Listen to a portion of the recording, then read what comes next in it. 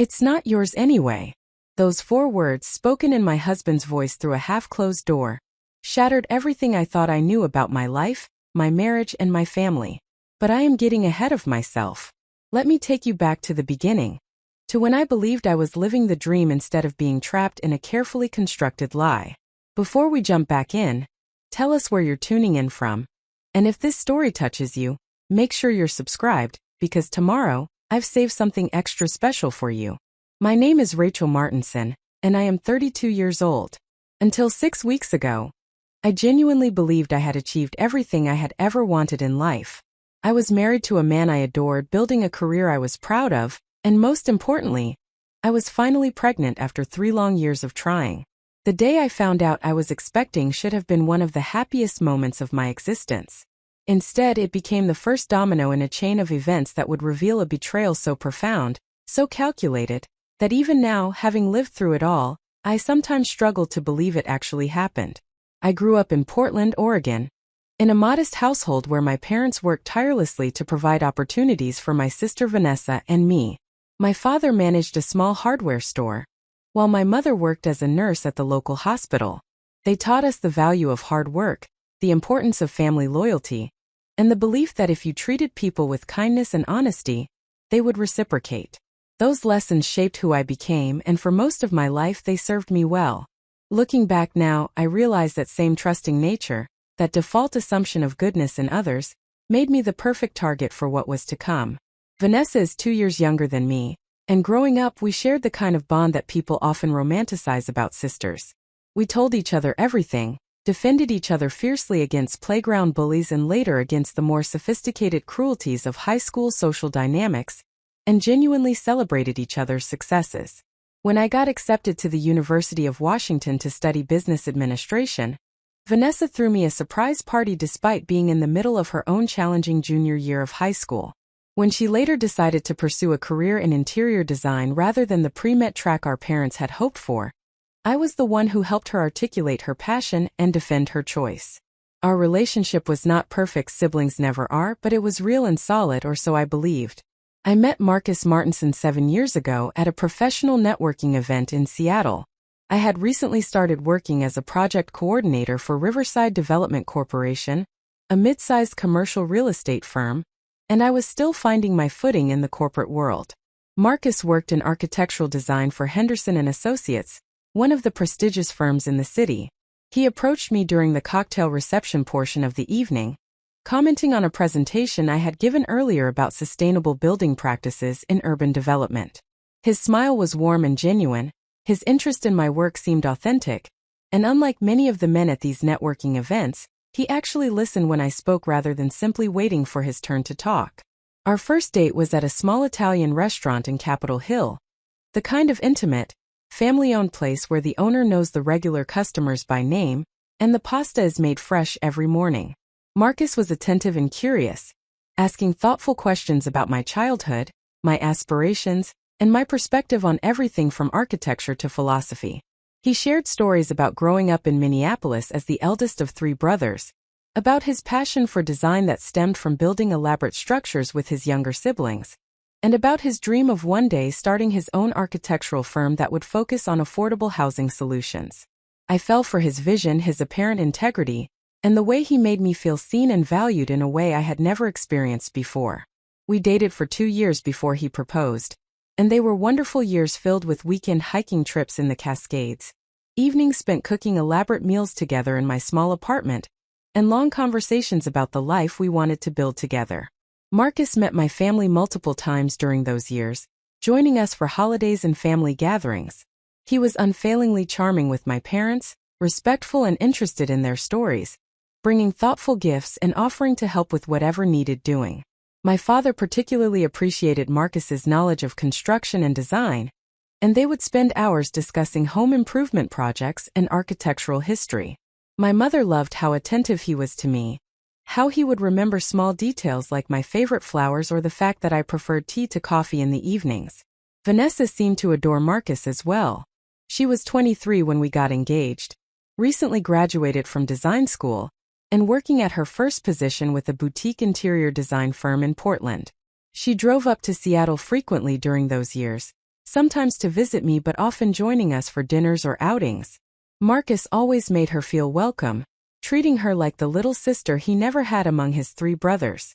He would ask about her design projects with genuine interest, offer professional advice when she sought it, and even connected her with some contacts in the Seattle design community when she mentioned she might want to relocate eventually. I remember feeling grateful that my husband-to-be and my sister got along so well. I took it as confirmation that I had chosen the right partner, someone who valued family connection as much as I did. We were married 5 years ago in a ceremony overlooking the Columbia River Gorge, with both families in attendance and Vanessa serving as my maid of honor. She had helped me choose my dress, spent countless hours helping plan every detail of the celebration, and gave a beautiful toast at the reception about love, partnership, and the joy of watching your sister find her person. I remember standing there in my wedding dress, surrounded by everyone I loved, feeling like my life was exactly as it should be. Marcus looked at me with such apparent adoration that day, holding my hands as we exchanged vows about honoring and cherishing each other through all circumstances. I meant every word I spoke. I believed he did too. The first 3 years of our marriage were, by all external measures, successful and happy. We bought a small house in the Wallingford neighborhood of Seattle, a charming craftsman-style home with a front porch and a backyard perfect for the children we hope to have someday. I continued advancing in my career at Riverside Development Corporation, eventually earning a promotion to senior project manager, overseeing multiple commercial developments simultaneously. Marcus thrived at Henderson & Associates, gaining recognition for his innovative approach to sustainable urban design and winning several industry awards. We had busy professional lives, but we made time for each other, maintaining date nights and weekend adventures, continuing to build what I thought was a strong foundation for our future family. Vanessa moved to Seattle about 3 years into our marriage, accepting a position at a high-end interior design firm called Luxe Interiors that specialized in residential projects for wealthy clients. Marcus and I helped her move into her apartment in the Fremont neighborhood, and we fell into an easy rhythm of regular family dinners and occasional weekend activities together. I was thrilled to have my sister nearby again after years of maintaining our relationship primarily through phone calls and occasional visits. Marcus seemed equally pleased, often suggesting we invite Vanessa to join our plans and encouraging me to spend quality time with her when work allowed. The shadow that eventually darkened our seemingly perfect life began with something that should have been joyful: our decision to start trying for a baby. Marcus and I had always talked about having children. We had agreed during our engagement that we wanted to wait a few years to establish our careers and financial stability before starting a family, but that children were definitely part of our shared vision for the future. When we decided the timing was finally right, I expected the process to be straightforward. I was healthy, Marcus was healthy, and we were both still young enough that conception should not have been complicated. Months passed without success. First, it was not particularly concerning. I knew from friends who had gone through the process that it could take time, that stress and timing mattered, and that patience was essential. But as 6 months became 9, and 9 became 12, and 12 became 18, the monthly disappointment began wearing on both of us. Each negative pregnancy test felt like a small failure, a reminder that something was not working as it should. The process of trying to conceive, which should have been intimate and hopeful, gradually became clinical and stressful. We tracked ovulation cycles with scientific precision, scheduled intercourse according to fertility calendars, and found ourselves reducing one of the most meaningful aspects of our relationship to a mechanical procedure aimed at achieving a specific biological outcome. Marcus seemed to struggle with the situation as much as I did, though he expressed it differently. While I tended to internalize my disappointment, he became withdrawn and sometimes irritable. He threw himself into work with even greater intensity, staying late at the office and bringing projects home on weekends.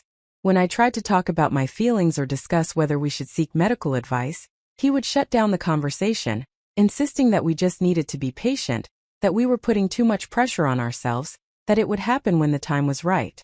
His reluctance to address the issue directly frustrated me, but I told myself that men often handled these kinds of struggles differently than women, that his avoidance was just his way of coping with disappointment. During this difficult period, Vanessa was an incredible source of support. She would come over when Marcus was working late, bringing wine for herself and herbal tea for me, listening as I poured out my frustrations and fears about whether I would ever become a mother.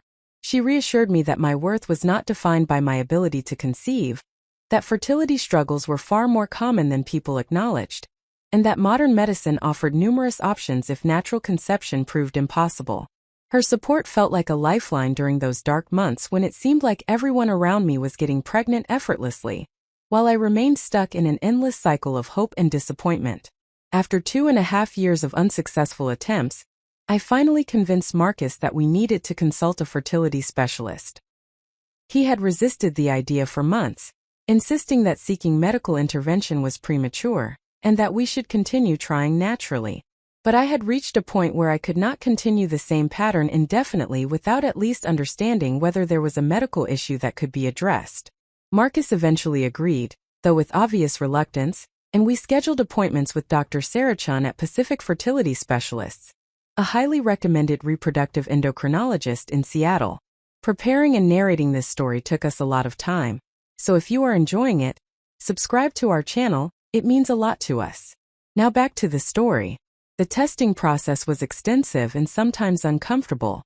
I underwent blood work to check hormone levels, ultrasounds to examine my reproductive organs, and various other assessments to determine whether any physical factors might be interfering with conception. Marcus was also tested, though he complained constantly about the indignity of the process and seemed resentful of having to participate. Dr. Chun was patient and thorough, explaining each step and what we might learn from the results. After several weeks of testing, she delivered news that was both relieving and perplexing. According to all the medical assessments, both Marcus and I were perfectly healthy from a fertility standpoint. My hormone levels were optimal, my ovarian reserve was excellent for my age, and my reproductive anatomy showed no abnormalities or blockages that would prevent conception. Marcus's testing similarly revealed no issues with sperm count, motility, or morphology. Dr. Chun classified our situation as unexplained infertility, a frustrating diagnosis that essentially meant there was no identifiable medical reason why we should not be able to conceive, yet conception was not occurring. She explained that unexplained infertility accounted for approximately 15 to 30% of all fertility cases, and that while it was frustrating not to have a clear answer, it also meant we had numerous treatment options available. Dr. Chun recommended we try a few cycles of intrauterine insemination with ovulation stimulation medication to increase our chances of conception. The treatment would involve me taking medication to encourage my ovaries to produce multiple eggs during a single cycle, careful monitoring through ultrasounds and blood work to determine the optimal timing, and then a procedure where Marcus's sperm would be processed and inserted directly into my uterus at the peak moment of fertility. The success rate per cycle was not dramatically higher than natural conception, perhaps 15 to 20%, but over multiple cycles, the cumulative probability of success was substantial. I was ready to start treatment immediately. After 2.5 years of disappointment, the prospect of taking active steps toward conception felt empowering rather than desperate.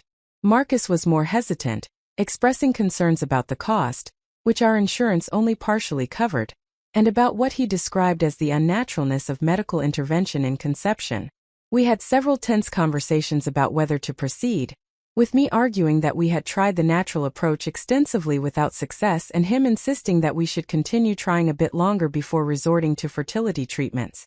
Eventually, he agreed to try 3 cycles of intrauterine insemination, before making any decisions about more aggressive interventions like in vitro fertilization. The first 2 cycles were unsuccessful. Each one followed the same pattern of hope building throughout the 2-week waiting period after the procedure, followed by crushing disappointment when my period arrived exactly on schedule. Dr. Chun assured us that this was not unusual, that most couples required multiple cycles before achieving success, and that there was no indication that the treatment was not working. But the emotional toll of each failure was significant. I found myself withdrawing from social situations where I might encounter pregnant women or young children, unable to bear the reminder of what I did not have. Marcus became even more distant, spending increasing amounts of time at work and seeming to avoid conversations about the fertility journey altogether. The 3rd cycle brought different news. When I took a home pregnancy test 12 days after the insemination procedure, I saw 2 lines appear on the test strip. I stared at it for several minutes, barely breathing, afraid that if I looked away and looked back, The second line would have disappeared like a mirage. But it remained, faint but definitely present. I took 3 more tests over the next 2 days, and each one confirmed the result. I was pregnant. The joy I felt in that moment was indescribable. A rush of relief and gratitude and pure happiness that made every month of disappointment suddenly feel worthwhile. After years of trying, after months of medical intervention, after beginning to fear that biological motherhood might never be part of my story, I was finally carrying the child I had desperately wanted. I scheduled an appointment with Dr. Chun for the following week to confirm the pregnancy through blood work and to begin prenatal care. I wanted to tell Marcus immediately, to share the news that would change both our lives. But something stopped me. A small voice in my mind suggested that I should wait until the pregnancy was confirmed by the doctor before getting his hopes up. After so many disappointments, I wanted to be absolutely certain before celebrating. I also wanted to plan something special for revealing the news rather than just blurting it out over dinner on a random weeknight. So I kept the secret for 5 long days, hugging the knowledge to myself like a precious treasure while I planned how to share it. During those 5 days, I noticed something that should have alarmed me immediately, but that I rationalized away in my excitement. Marcus seemed even more distant than usual, and when I mentioned that I had an appointment scheduled with Dr. Chun for the following week, his response was oddly flat, almost disinterested. When I asked if he wanted to come with me to the appointment, he claimed he had an important meeting at work that he could not reschedule. This was unusual since he had attended most of the previous fertility appointments despite his obvious discomfort with the process, but I told myself he was probably just protecting himself emotionally from another potential disappointment. Vanessa, on the other hand, seemed unusually attentive during those days. She called me multiple times, which was not abnormal since we spoke frequently, but the tone of the conversations felt different somehow. She asked repeatedly how I was feeling, whether I had any news about the fertility treatment, and whether Marcus and I were doing okay. At the time, I interpreted her concern as sisterly love and support. I did not recognize it for what it actually was. The appointment with Dr. Chun confirmed what the home pregnancy tests had indicated. My blood work showed elevated levels of human chorionic gonadotropin, the hormone produced during pregnancy, and an ultrasound revealed a gestational sac in my uterus right where it should be.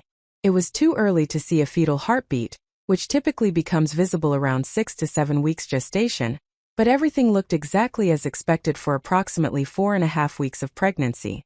Dr. Chun congratulated me warmly, scheduled a follow-up appointment for 2 weeks later when we should be able to detect the heartbeat, and sent me home with prenatal vitamin recommendations and a list of early pregnancy precautions. I left that appointment walking on air, clutching the ultrasound photos that showed only a tiny dark circle, but represented everything I had hoped for. I decided that evening would be the perfect time to tell Marcus. I stopped at the gourmet grocery store on my way home and purchased ingredients for his favorite meal, Chilean sea bass with roasted vegetables and a lemon butter sauce. I could not drink wine to celebrate, but I bought a bottle of his preferred Chardonnay and sparkling cider for myself. I planned to present him with the ultrasound photos after dinner, imagining his face lighting up with joy and disbelief as he realized our years of struggle had finally resulted in success. I arrived home around 5:30 in the evening and began preparing dinner, humming to myself as I worked. Marcus usually arrived home around 6:30, which gave me plenty of time to have everything ready. I had just put the fish in the oven when I heard a key in the front door. Marcus was home early, which was unusual given how late he had been working recently, but I was pleased since it meant we would have even more time together for our celebration. I heard him enter the house, and I was about to call out a greeting when I heard a second voice. My sister Vanessa was with him. This was not particularly unusual since Vanessa had a key to our house and occasionally stopped by, but the timing felt odd. I was about to walk into the living room to greet them both when something about the quality of their voices made me pause.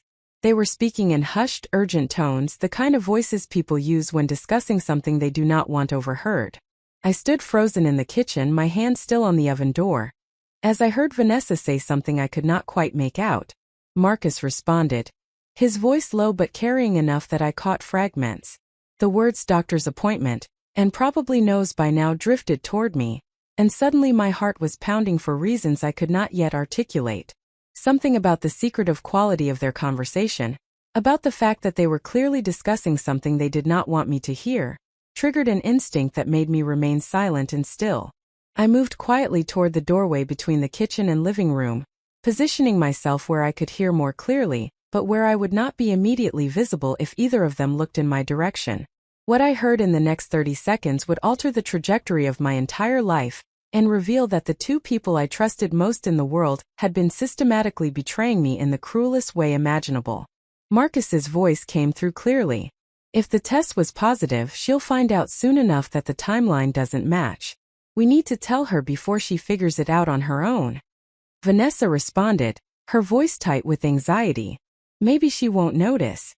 Maybe she'll just assume the fertility treatment worked and not think about it too carefully. She's not stupid, Vanessa. She's going to do the math eventually. My mind struggled to process what I was hearing. What timeline? What was there to figure out? And then Vanessa spoke again, and the words that came out of her mouth were so shocking, so completely incomprehensible, that for a moment I genuinely thought I must be misunderstanding. When are you going to tell her about us? About the baby? The world seemed to tilt sideways. I grabbed the doorframe to steady myself, certain I had misheard or misunderstood. But Marcus's response left no room for misinterpretation. I don't know yet. This is complicated. You're her sister, for Christ's sake. Do you have any idea what this is going to do to her? To your whole family? You should have thought about that before you got me pregnant. Vanessa shot back, her voice rising slightly before she caught herself and lowered it again. I'm 12 weeks along, Marcus. I'm starting to show. We can't hide this much longer. 12 weeks. The words echoed in my mind as I tried to force my brain to function through the shock. Vanessa was 12 weeks pregnant. With my husband's child. While I had been going through fertility treatments, while I had been crying over negative pregnancy tests, while my sister had been sitting with me offering comfort and support, she had been sleeping with my husband and carrying his baby. And then Marcus said something that made everything infinitely worse. The words that would echo in my nightmares for weeks to come. It's not yours anyway, he said, his voice flat and emotionless. The baby she's carrying from the fertility treatment. I made sure of that. The silence that followed was deafening. I stood frozen, my mind unable to process what I was hearing, what it meant, what he was saying. Vanessa's voice came, barely a whisper. What are you talking about? What do you mean you made sure of that? I switched the samples, Marcus said, and I could hear something in his voice now, a mixture of defensiveness and something darker. At the fertility clinic. I switched my sample with someone else's before the procedure. The world collapsed around me. Everything I thought I knew, everything I believed about my life, my marriage, my sister, my pregnancy, all of it disintegrated in the space of those few sentences. I was not carrying my husband's child. I was carrying a stranger's child, implanted in me through a medical procedure while my husband deliberately sabotaged our fertility treatment because he was already expecting a baby with my sister. I do not remember making the conscious decision to move, but suddenly I was standing in the doorway of the living room, staring at the two people who had destroyed my life. Marcus and Vanessa were sitting on the couch, close enough that their knees were almost touching, and they both froze when they saw me. The guilt on their faces was absolute and unmistakable. Rachel, Marcus said, standing up quickly. I didn't know you were home. I found my voice, though it sounded like it was coming from very far away. Apparently you didn't. Vanessa's face had gone white. She put one hand protectively over her still flat abdomen, a gesture so instinctive and so deeply wrong under the circumstances that it made me feel physically ill. How long? I asked, surprised by how steady my voice sounded despite the fact that my entire body was shaking. How long has this been going on? They looked at each other, and in that glance I saw years of deception, of secret moments stolen while I worked or slept or went about my life completely oblivious to the betrayal happening right under my nose. A year, Marcus finally said. A little over a year. A year. While I had been confiding in my sister about my fertility struggles. While she had been comforting me through each failed attempt. While both of them had been sitting at my dinner table, celebrating holidays with me, pretending that everything was normal, and that they were not systematically destroying my life behind my back. And you switched the samples at the fertility clinic, I said, looking directly at Marcus. You deliberately sabotaged our fertility treatment, so that I would get pregnant with someone else's child. while you were already planning a family with my sister. I can explain, Marcus started, but I held up a hand to stop him. Don't, I said, my voice breaking for the first time. Don't you dare try to explain this. I looked at Vanessa, my little sister, the person I had protected and supported and loved unconditionally for her entire life. How could you? I whispered. How could you do this to me? Tears were streaming down Vanessa's face, but I felt no sympathy. Rachel, I'm so sorry. I never meant for any of this to happen. We tried to stop, we really did, but what? I interrupted, my voice rising now. But you just couldn't help falling in love? But it was just too strong to resist? Don't you dare romanticize what you've done. You didn't just have an affair with my husband. You comforted me while I cried about not being able to get pregnant, knowing the entire time that you were carrying his child. You sat in my house, ate my food, accepted my trust and my love, and you betrayed me in the most profound way possible. I turned back to Marcus, this man I had married, this man I had built a life with and tried to start a family with. And you? I said, feeling rage replace shock. You violated my body. You deliberately impregnated me with a stranger's child, while pretending to support our fertility treatment. Do you have any concept of how monstrous that is? Marcus had the decency to look ashamed, but it was far too little and far too late. I didn't know what else to do, he said weakly. I didn't want to hurt you, but I also couldn't keep living a lie. I love Vanessa. We love each other. The words hung in the air between us, obscene in their inadequacy. They loved each other. As if that justified any of what they had done. As if love somehow excused the systematic betrayal, the violation, the cruelty of letting me believe I was finally achieving my dream of pregnancy while they knew the terrible truth. I did not consciously decide what to do next. My body moved on autopilot as I turned and walked back into the kitchen, grabbed my purse and my keys and headed for the front door. Behind me, I heard both of them calling my name, heard them scrambling to follow me, but I did not stop. I walked out of my house, got into my car, and drove away from the life I thought I had. The life that had been revealed as nothing but an elaborate fiction constructed by the two people I had trusted most in the world. I drove without any particular destination, operating on instinct rather than conscious thought. At some point I realized I was heading toward my parents' house in Portland, a 2-hour drive that I had made countless times over the years. I needed my mother. I needed someone who would understand the magnitude of what had just been revealed. Someone who would help me make sense of the impossible situation I found myself in. As I drove through the darkening evening, one hand unconsciously resting on my abdomen where a stranger's child was growing, I began to process the full implications of what I had discovered. My marriage was over. My relationship with my sister was irreparably destroyed. The pregnancy I had celebrated just hours earlier was now tainted by the knowledge that it had resulted from my husband's deliberate deception and violation. Every assumption I had made about my life, every belief I had held about the people closest to me, had been revealed as false.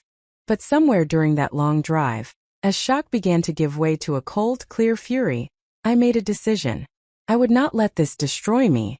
I would not allow Marcus and Vanessa to reduce me to a victim of their selfishness and cruelty. What they had done was unforgivable, and there would be consequences for both of them. But I would survive this.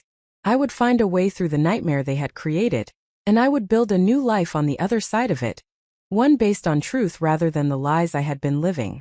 I did not know yet how I would accomplish that. I did not know what steps to take or what resources I would need. But as I pulled into my parents' driveway just after 8 that evening, I knew one thing with absolute certainty. This was not the end of my story. It was the beginning of a different one, and I would determine how it was written. My parents' house looked exactly as it always had. A modest single-story ranch with white siding and dark green shutters that my father repainted every few years without fail. The porch light was on, casting a warm glow over the front steps where Vanessa and I had taken countless photographs throughout our childhood. The familiarity of the scene created a jarring contrast with the upheaval raging inside me. Everything looked normal from the outside, just as my life had appeared normal just hours earlier, but nothing would ever be normal again. I sat in my car for several minutes after turning off the engine, trying to compose myself enough to walk inside and explain to my parents why I had driven 2 hours on a weeknight without warning. My phone had been buzzing constantly during the drive with calls and texts from both Marcus and Vanessa, but I had ignored them all. I could not bear to hear their voices or read their attempts at explanation or apology. There was nothing either of them could say that would change what they had done or make any of it remotely acceptable. Finally, I forced myself to get out of the car and walk toward the front door. Before I could knock, the door swung open and my mother stood there, her face creased with concern. She was still wearing her scrubs from her shift at the hospital, which meant she had only recently arrived home herself. The moment she saw my face, her expression shifted from surprise to alarm. "Rachel, sweetheart, what's wrong?" she asked, immediately pulling me into the house and wrapping her arms around me. "What happened? Are you hurt?" The comfort of her embrace, the familiar smell of her lavender hand lotion, and the hospital antiseptic that clung to her scrubs, broke through the shock that had been holding my emotions in check. I started crying deep wrenching sobs that came from somewhere primal and raw. My mother held me tightly, making soothing sounds and stroking my hair the way she had when I was a child with a scraped knee or a broken toy. My father emerged from the living room, his reading glasses pushed up on his forehead and a book still in his hand. When he saw me crying in my mother's arms, his face went pale with worry. "What's going on? Rachel, are you all right? Is Marcus okay?" The mention of Marcus's name made me cry harder. My mother guided me to the couch while my father hovered nearby, clearly unsure what to do in the face of such distress. When I finally managed to get my breathing under control enough to speak, I looked at both of my parents and said the words that I knew would shatter their world almost as much as mine had been shattered. "Marcus has been having an affair with Vanessa. She's pregnant with his child. And the baby I'm carrying isn't his because he switched the samples at the fertility clinic." The silence that followed my statement was absolute. My parents stared at me as though I had suddenly started speaking a language they did not understand. My father's book slipped from his hands and landed on the floor with a soft thud that seemed unnaturally loud in the quiet room. "That's not possible," my mother finally said, her voice barely above a whisper. "Vanessa would never do something like that. There must be some mistake." "There's no mistake, Mom," I said, my voice steadier now despite the tears still streaming down my face. "I heard them talking. I heard Marcus admit that he's been with her for over a year. I heard Vanessa say she's 12 weeks pregnant with his baby. And I heard Marcus say that he deliberately switched the samples at the fertility clinic so that the baby I'm carrying isn't biologically his." My father sank into his recliner, his face ashen. He was a man who had always prided himself on understanding the world and his place in it, on providing stability and wisdom for his family. I could see him struggling to reconcile what I was telling him with everything he believed about his daughters and his son-in-law. "Start from the beginning," my mother said, her nurse's training kicking in as she shifted into problem-solving mode. "Tell us exactly what happened." I recounted the entire evening, from leaving Dr. Chen's office with the confirmation of my pregnancy, through preparing dinner and Marcus arriving home early with Vanessa, to the conversation I had overheard and the confrontation that followed. My parents listened without interruption, their expressions moving through disbelief, horror, and finally a kind of devastated comprehension as the full scope of the betrayal became clear. When I finished, my mother was crying quietly, and my father looked as though he had aged 10 years in the space of our conversation. He stood up abruptly and walked to the window, staring out into the darkness of the backyard. "How could they do this?" my mother asked, her voice breaking. "How could Vanessa betray you like this? How could she betray our entire family? And Marcus, after everything we welcomed him into our lives, trusted him with our daughter." "I don't know, Mom," I said, exhausted suddenly by the weight of trying to understand the incomprehensible. "I don't know how people justify these things to themselves. I don't know at what point they decided their desire for each other was more important than my well-being or our family or basic human decency." My father turned from the window, and I saw something in his expression I had never seen before. He was a gentle man, slow to anger and always measured in his responses, but now his face was set in lines of absolute fury. "Marcus violated you," he said, his voice trembling with suppressed rage. "He deliberately impregnated you with another man's child without your knowledge or consent. That's not just betrayal. That's assault. That's a crime." The word hung in the air between us. A crime. I had been so focused on the emotional betrayal, on the affair and the lies and the systematic deception, that I had not fully processed the legal implications of what Marcus had done at the fertility clinic. My father was right. Marcus had made a decision about my body, about my reproductive future, without my knowledge or consent. He had violated my autonomy in one of the most profound ways possible. "What are you going to do?" my mother asked quietly. I realized I had been asking myself that same question during the entire drive to Portland, turning it over and over in my mind without arriving at any clear answers. What was I going to do?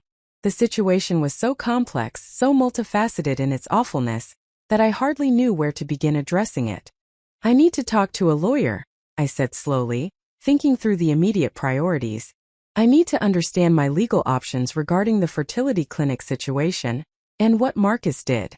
I need to figure out what this means for my marriage and for the divorce proceedings that will obviously need to happen. And I need to decide what to do about this pregnancy." The last part was the most complicated and painful. I was carrying a child, a baby I had desperately wanted and had worked so hard to conceive. But that child was not the biological offspring of my husband as I had believed. It was the genetic child of some unknown man whose sample had been used in my fertility treatment, either randomly or deliberately selected by Marcus for reasons I could not begin to fathom. The pregnancy I had celebrated just hours earlier now represented a constant reminder of violation and betrayal. "You don't have to make any decisions tonight," my mother said gently. "You can stay here as long as you need. Your old room is exactly as you left it. Right now you need to rest and let yourself process what's happened." But I knew I would not be able to rest. My mind was racing with questions and implications, with the need to understand how this had happened and what it meant for my future. I pulled out my phone, which had finally stopped buzzing with calls and texts from Marcus and Vanessa, and opened my browser. I needed information. I needed to understand the full scope of what had been done to me and what recourse I might have. I spent the next several hours researching fertility clinic protocols, medical consent laws, reproductive rights, and cases involving similar violations. What I discovered was both illuminating and disturbing. Fertility clinics operated under strict protocols regarding sample identification and handling, with multiple verification steps designed to prevent exactly the kind of mix-up or deliberate switching that Marcus claimed to have orchestrated. For him to have successfully switched samples, he would have needed either extraordinary luck or some kind of inside assistance at the clinic. The legal landscape was more complicated than I had hoped. While what Marcus had done was clearly a violation of medical ethics and my bodily autonomy, the criminal statutes that might apply were not immediately obvious. There were laws against reproductive coercion and assault, but they had primarily been written to address different scenarios. There was also the question of whether I could prove what Marcus had done. I had heard him admit to switching the samples, but that confession had not been recorded, and he could easily deny it if confronted in a legal setting. As I researched, my phone buzzed with a text message.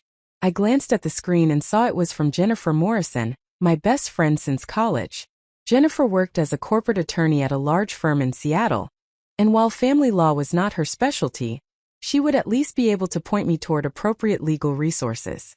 The text read simply, "Marcus called me. He said you left and he's worried about you. He wouldn't tell me what happened but said it was a misunderstanding. Are you okay?" I stared at the message, feeling a fresh wave of anger at Marcus's audacity.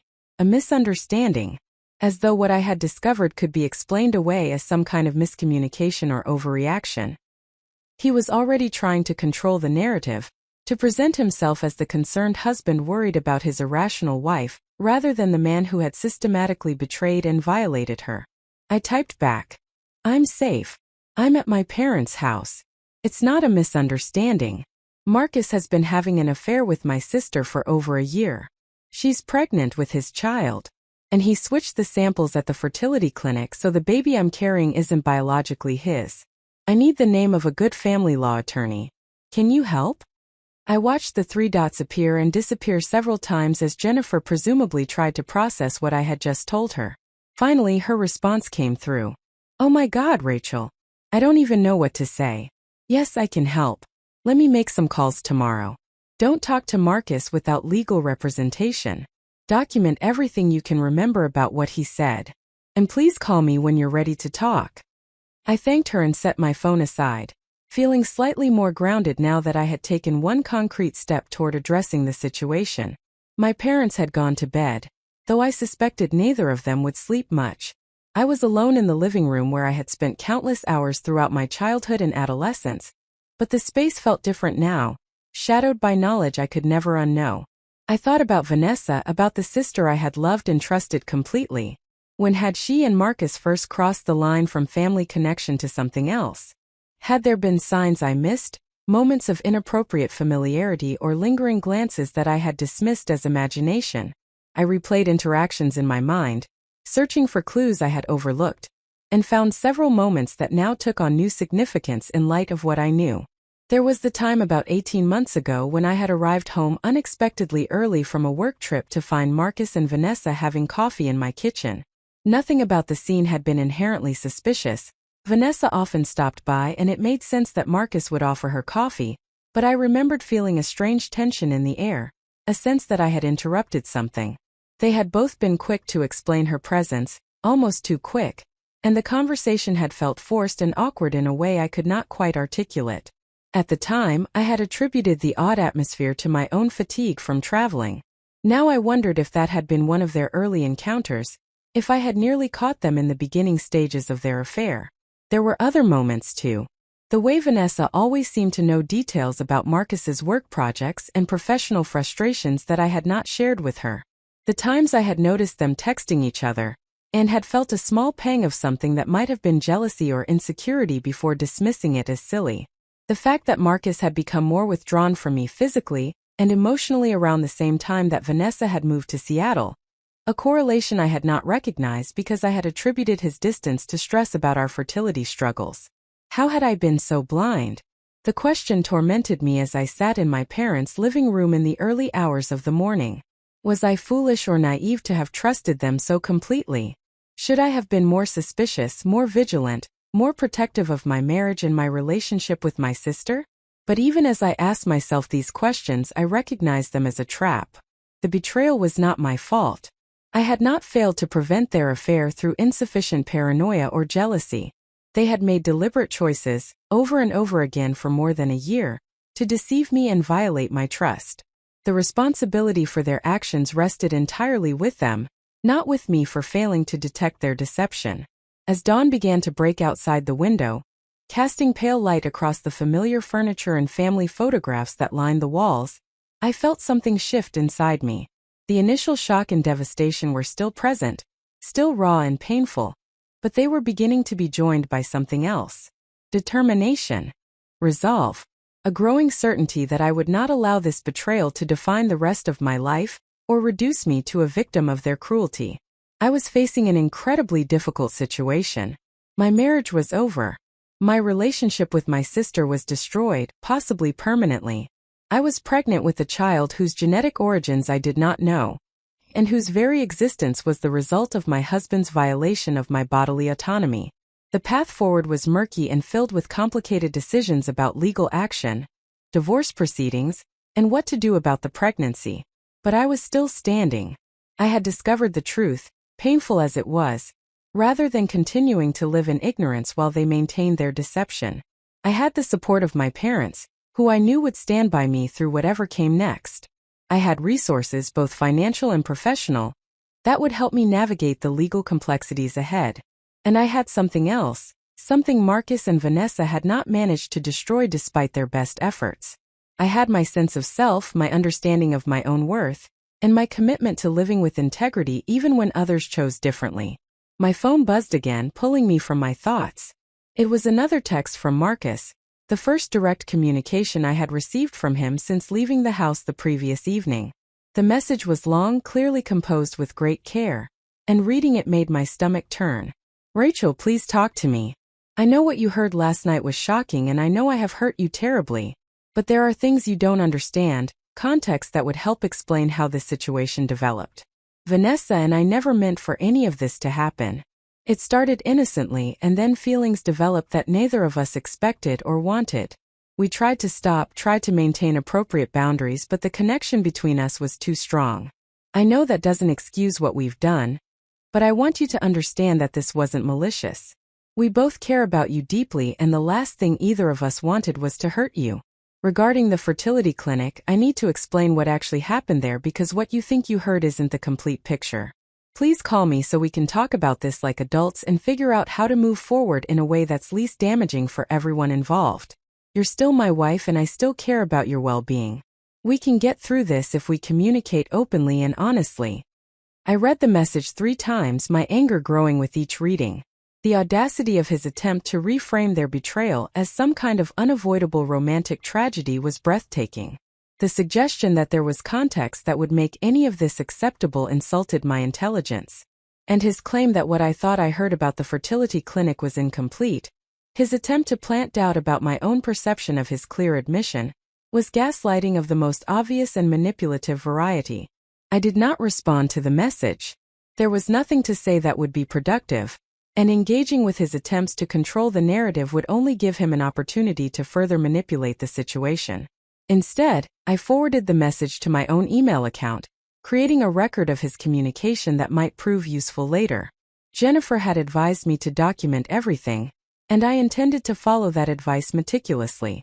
My mother emerged from her bedroom around 6 in the morning, her eyes red and swollen from crying. She looked at me sitting on the couch surrounded by my phone and laptop, clearly having not slept, and her face crumpled with maternal concern. "Oh, sweetheart," she said, coming to sit beside me. "You need to rest. Your body is going through so much right now with the pregnancy, and adding this kind of stress can't be good for you or the baby." The mention of the baby brought a fresh wave of complicated emotions. I placed my hand on my still flat abdomen, trying to sort through the tangle of feelings about the life growing inside me. This child was innocent of the circumstances of its conception. It had not asked to be brought into existence through deception and violation. Whatever decisions I made going forward, they needed to be made thoughtfully rather than reactively, with consideration for all the implications rather than simply as a response to my anger at Marcus. "I know, Mom," I said quietly. "I'll try to rest soon. But first I need to understand what my options are. I need to know what legal recourse I have and what steps I need to take to protect myself." "Your father and I talked this morning," my mother said, taking my hand. "We want you to know that whatever you decide to do, we support you completely. If you want to pursue legal action against Marcus, we'll help however we can. If you decide to divorce him, we'll support that. And regarding the pregnancy, whatever choice you make about whether to continue it or not, we'll stand by you. This is your decision to make, and we trust your judgment." Her words brought tears to my eyes. After a night of feeling utterly alone and betrayed by the people I had trusted most, my parents' unwavering support felt like a lifeline. I was not alone in this. I had people who loved me genuinely without agenda or deception, and who would help me navigate whatever came next. "Thank you," I whispered, leaning my head on her shoulder the way I had as a child. "I don't know what I'm going to do yet about any of it, but it helps to know you're here." We sat together in silence for a while, watching the morning light grow stronger outside the window. My father joined us shortly after, bringing coffee for himself and my mother and herbal tea for me. He looked as though he had not slept either, his usual neat appearance disheveled and his eyes shadowed with exhaustion and grief. "I need to call Vanessa," he said heavily, settling into his recliner with his coffee. "I need to hear from her own mouth what she's done and why she thought it was acceptable to destroy her sister's life and our family." I felt a surge of anxiety at the thought of my parents confronting Vanessa, though I could not quite articulate why. Perhaps I feared that in speaking with her, they might somehow be swayed by whatever explanations or justifications she offered. Perhaps I worried that their love for their younger daughter would complicate their support for me. Or perhaps I simply was not ready for the conversation to expand beyond the small circle of people who currently knew the full truth. "Wait," I said, surprising myself. "Before you talk to her, let me speak with the lawyer Jennifer is going to recommend. I need to understand if there are legal implications to certain conversations or confrontations. I don't want to do anything that might complicate future proceedings." My father looked like he wanted to argue, his desire for immediate confrontation and answers warring with his respect for my wishes. Finally, he nodded reluctantly. "All right," he said. "We'll wait until you've spoken with an attorney. But Rachel, I want you to know that nothing Vanessa says is going to change how your mother and I feel about what she's done. She has betrayed you, betrayed this family, and betrayed every value we tried to instill in both of you. Whatever consequences she faces, she has earned them." His words should have been comforting, but instead they made me sad. Our family was fractured, possibly beyond repair. Even if we found a way to move forward from this, even if some kind of reconciliation eventually became possible, we would never be the family we once were. The trust had been shattered, the bonds that held us together revealed as more fragile than any of us had understood. Later that morning, Jennifer called with a referral to a family law attorney named Diana Patterson, who specialized in complex divorce cases and had experience with reproductive rights issues. She had called in a favor to get me a same-day consultation appointment, understanding that the situation was urgent and that I needed expert guidance as quickly as possible. Diana Patterson's office was in downtown Portland, in one of the renovated historic buildings that had been converted to professional space. I drove there alone, having convinced my parents that I needed to have this initial consultation privately, so I could speak freely without worrying about their reactions or presence affecting what I shared with the attorney. Diana Patterson was a woman in her late 40s with sharp, intelligent eyes and an air of competent professionalism that immediately put me at ease. She listened to my entire story without interruption, occasionally making notes on a legal pad, but mostly just absorbing the information with an expression that managed to convey both empathy and analytical assessment. When I finished, she sat back in her chair and regarded me thoughtfully for a long moment before speaking. "Ms. Martinson, what has been done to you is egregious on multiple levels," she said. "We have several distinct legal issues to address here. First, there's the straightforward matter of divorce based on adultery. That's the most clear-cut aspect of your case. Second, there's the question of what happened at the fertility clinic and whether criminal charges or civil liability might apply. Third, there are complex questions regarding paternity, custody, and what your legal relationship will be to the child you're carrying. And fourth, though you haven't explicitly mentioned it, there may be grounds for a civil suit against your sister for alienation of affection, though Oregon law on that particular issue is somewhat complicated." She pulled out a fresh legal pad and began outlining the various pathways we might pursue. Her systematic approach to breaking down the overwhelming complexity of my situation into discrete legal questions was exactly what I needed. For the first time since overhearing that devastating conversation, I felt like I was regaining some measure of control over circumstances that had seemed completely chaotic and unmanageable. "Let's start with what we know for certain," Diana continued. "Your husband admitted to you that he has been having an affair with your sister for over a year. She is pregnant with his child, and he claims to have switched samples at the fertility clinic, resulting in you being impregnated with genetic material from an unknown donor without your knowledge or consent. Is that accurate?" "Yes," I confirmed. "I heard him say all of those things clearly. Unfortunately, without a recording of that conversation, proving the fertility clinic allegations may be challenging," Diana said. "He can simply deny ever making such an admission, and it becomes a matter of he said, she said. However, there are investigative steps we can take. We can subpoena records from the fertility clinic regarding chain of custody for the samples used in your procedure.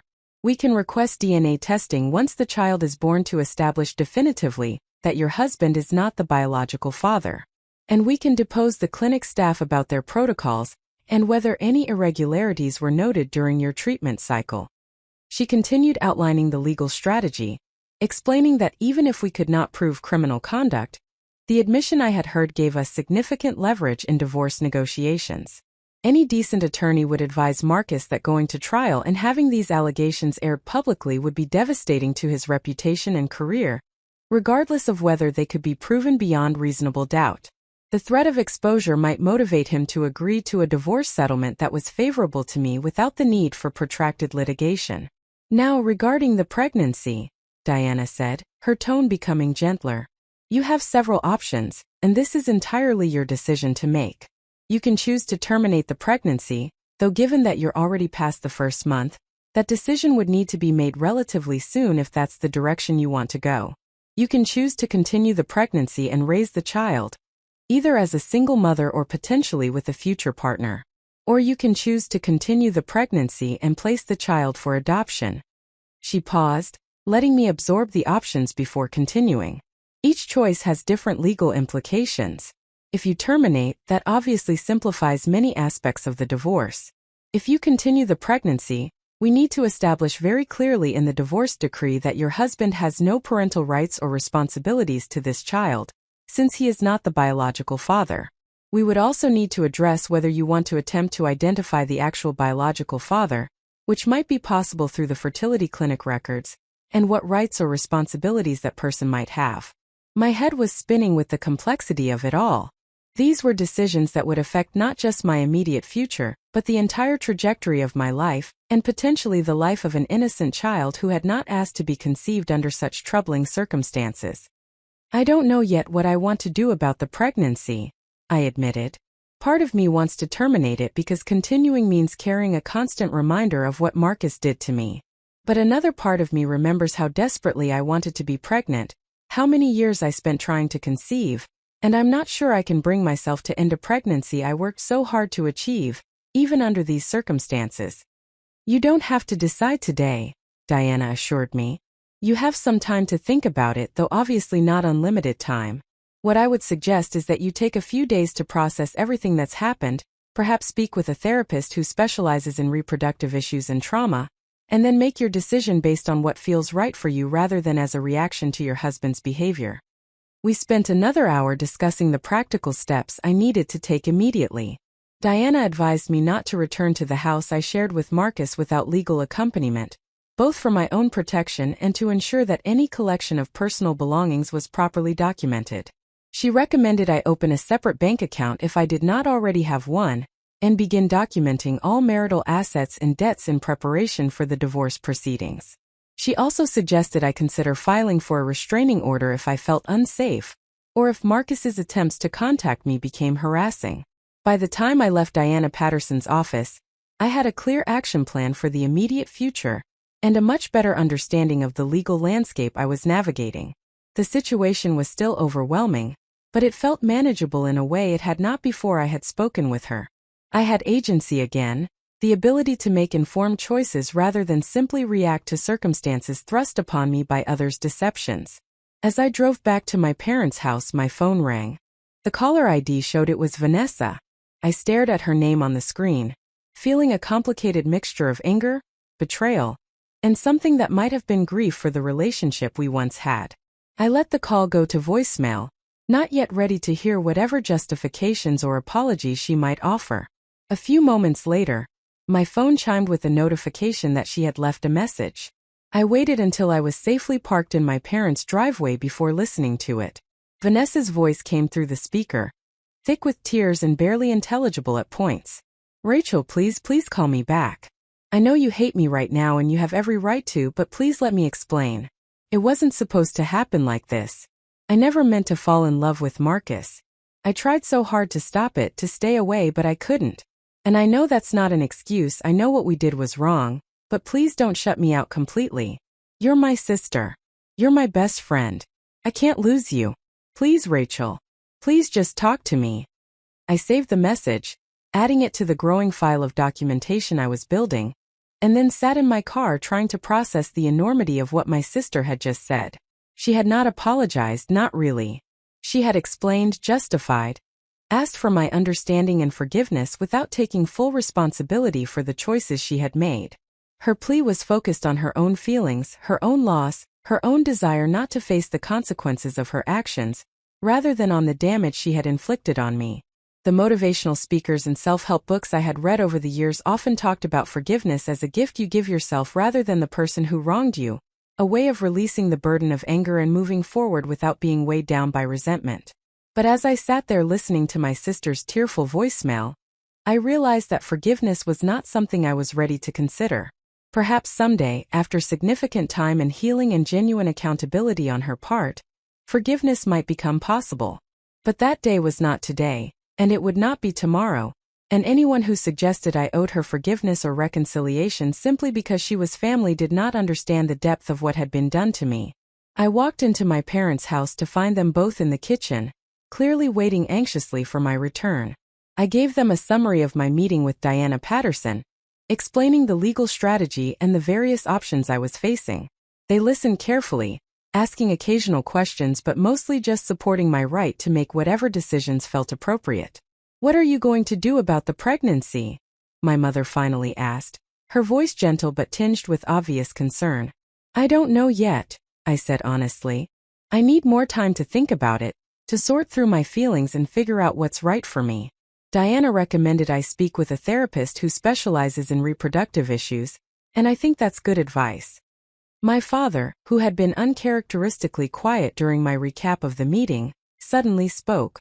"Whatever you decide, Rachel, I want you to know that this child, if you choose to continue the pregnancy, would be our grandchild in every way that matters. The circumstances of conception don't change the fact that you carried this baby and brought it into the world. We would love and support that child just as we would any grandchild." His words brought tears to my eyes. I had not realized until that moment that part of my anxiety about continuing the pregnancy stemmed from concerns about how my family would relate to a child conceived under such unusual and troubling circumstances. My father's simple declaration of unconditional love and acceptance removed one source of uncertainty from the already overwhelming decision I faced. Over the following days, a routine developed. I remained at my parents' house, sleeping in my childhood bedroom surrounded by the posters and books and mementos of my younger self. Each morning I woke early and spent time researching, documenting, and preparing for the legal battles ahead. Diana Patterson's office sent over divorce paperwork that needed to be reviewed and signed. I opened a separate bank account and began the painstaking process of documenting our marital assets. I gathered financial records, collected evidence of Marcus's affair in the form of suspicious credit card charges and hotel receipts I found when I finally went back to the house with Diana's paralegal to collect my personal belongings. That visit to my former home was surreal and painful. Everything looked exactly as it had when I left, yet it all felt different now, tainted by the knowledge of what had been happening within those walls while I lived in ignorance. I packed my clothes, my important documents, my personal items and photographs, working methodically to separate my life from Marcus's. He was not there during the packing, having agreed through his attorney to be absent while I collected my belongings, but his presence seemed to linger in every room. I also scheduled an appointment with Dr. Emma Reynolds, a therapist who specialized in reproductive trauma and relationship betrayal. The first session was difficult, forcing me to articulate and examine feelings I had been trying to suppress in favor of pragmatic action. But Dr. Reynolds created a space where I could acknowledge the full scope of my emotional response, the grief and rage and sense of violation, without judgment or pressure to move toward forgiveness or acceptance before I was ready. "What's been done to you operates on multiple levels," Dr. Reynolds explained during one of our early sessions. "There's the betrayal by your husband, the betrayal by your sister, and the violation of your reproductive autonomy. Each of these would be traumatic on its own. Experiencing all of them simultaneously, perpetrated by the people you trusted most, creates a kind of complex trauma that will take time to process and heal from." She helped me understand that my conflicted feelings about the pregnancy were entirely normal given the circumstances. The child represented both a long-held dream fulfilled and a violation perpetrated. Those contradictory realities could coexist, and I did not have to resolve them into a simple narrative of either wanting or rejecting the pregnancy. I could hold complexity and ambiguity while I worked toward a decision. As the days passed, I found myself gradually becoming clearer on what I wanted to do. The anger and shock that had initially dominated my emotional landscape began to be joined by something more constructive. I was moving from simply reacting to Marcus and Vanessa's betrayal to actively choosing the future I wanted to build. That shift from victim to agent of my own destiny felt significant and empowering, a reclaiming of the self-determination they had tried to steal from me through their deceptions. 2 weeks after discovering the betrayal, I sat down with Diana Patterson to finalize the divorce filing and make some critical decisions about moving forward. I had reached conclusions about what I wanted, and I was ready to take action to make those outcomes reality. The conference room at Diana Patterson's law office had floor-to-ceiling windows that overlooked the Willamette River, and on this particular morning, the water sparkled in the autumn sunlight with a beauty that seemed almost offensive given the gravity of what we were discussing.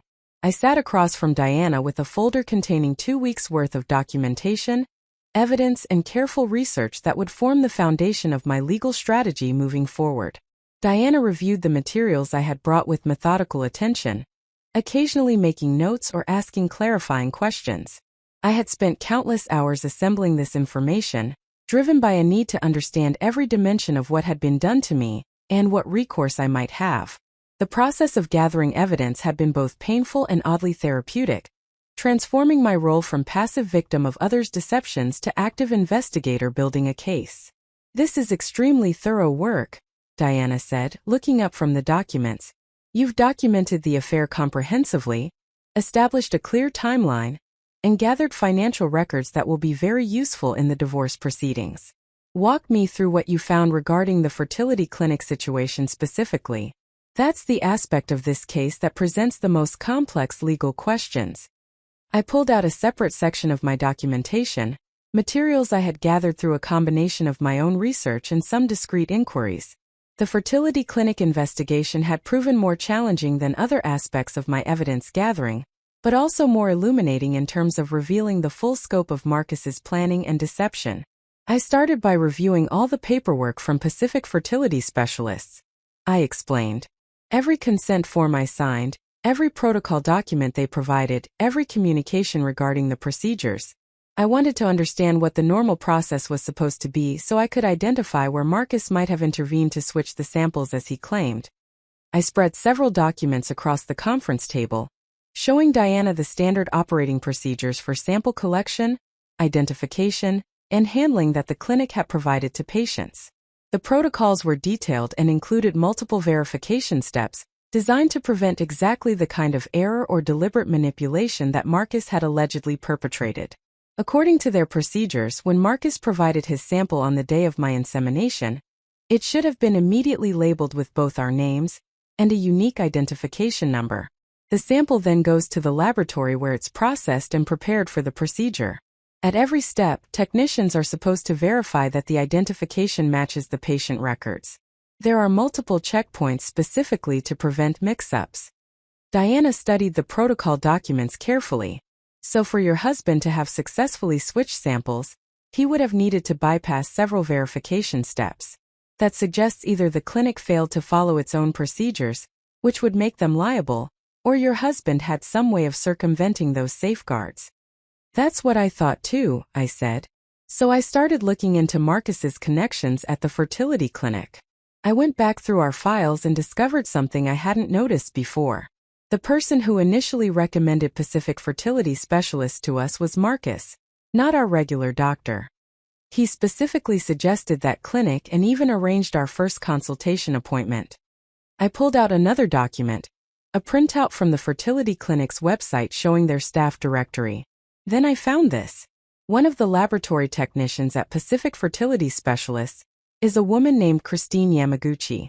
I did some research on her background and discovered that she and Marcus went to college together at the University of Minnesota.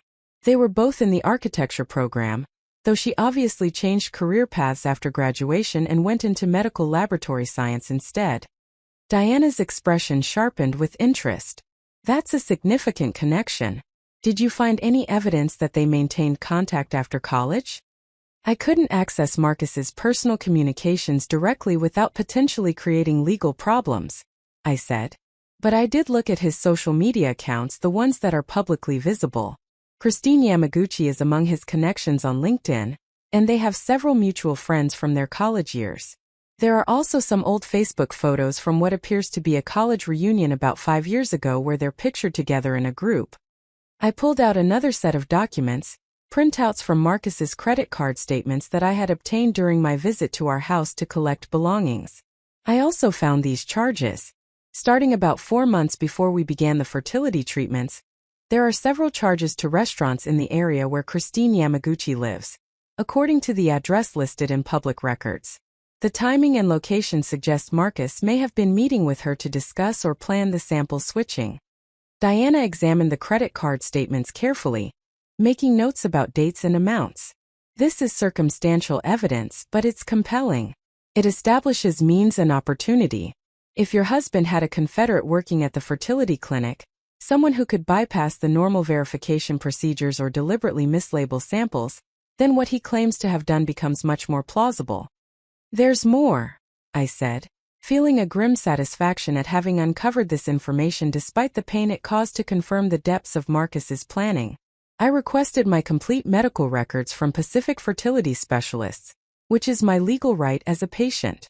When I reviewed them carefully, I noticed something odd about the documentation from the cycle that resulted in my pregnancy. I showed Diana the relevant pages from my medical file. For the previous 2 unsuccessful cycles, there are detailed notes from multiple staff members documenting every step of the sample collection and preparation process. But for the 3rd cycle, the successful one, the documentation is much more sparse. The only notation about sample handling is initialed by C.Y., which I believe are Christine Yamaguchi's initials. There's no second verification signature, which should be standard according to their protocols. Diana leaned back in her chair, processing this information. This suggests that the clinic either failed to follow proper procedures during your successful cycle, or that someone deliberately circumvented those procedures. Either way, it strengthens your case significantly. Have you had any direct contact with the fertility clinic about these irregularities? Not yet, I said. I wanted to consult with you first about the best approach. I didn't want to alert them to potential issues before we had a strategy in place. That was wise, Diana confirmed. We need to be strategic about how we approach this. If the clinic becomes aware that we're building a case regarding protocol violations, they may take steps to cover their tracks or prepare their defense. What I'd like to do is have an independent medical expert review your records before we make any formal allegations. Someone who can assess whether the documentation shows clear deviations from standard practice. She made several notes on her legal pad before continuing. We should also consider hiring a private investigator to look more deeply into the connection between your husband and Christine Yamaguchi. If we can establish that they had contact specifically around the time of your fertility treatments, and if we can find any evidence that money changed hands or that there was an explicit agreement to manipulate your treatment, that would transform this from a difficult-to-prove he-said-she-said situation into something much more concrete. The idea of hiring a private investigator felt simultaneously excessive and entirely necessary. Part of me recoiled at the idea of investing more time and money into investigating Marcus's betrayal, when the emotional truth was already devastatingly clear. But I also recognized that building a legal case required evidence that would hold up under scrutiny, not just my own certainty about what had happened. Do you have an investigator you recommend? I asked.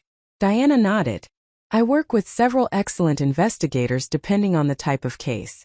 For something like this, where we need someone who can dig into professional connections, financial transactions, and potentially conduct some discreet interviews, I'd recommend Robert Chen. He's former law enforcement with extensive experience in fraud investigations. He's thorough, professional, and understands how to gather information in ways that will be admissible in court if necessary. We spent the next hour discussing the other aspects of my case. Diana walked me through the divorce filing she had prepared, explaining each section and what it meant in practical terms.